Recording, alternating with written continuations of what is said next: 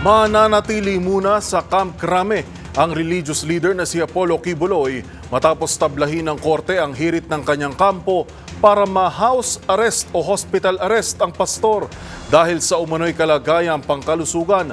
Ang mga detalye iatid sa atin ni Edniel Parosa. Wala pang utos ang korte sa Pasig City para ituloy ang paglipat kay Pastor Apollo Kibuloy sa City Jail mula sa PNP Custodial Center.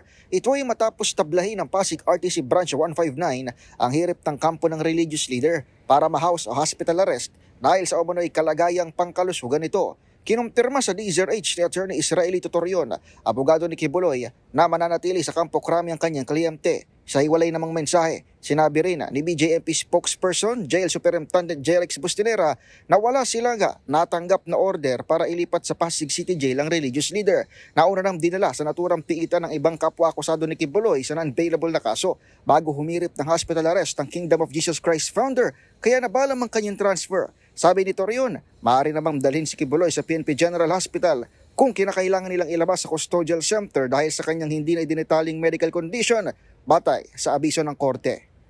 Para sa MBC TV Network News, ito si Edniel Parosa, una sa Pilipinas, una sa Pilipino.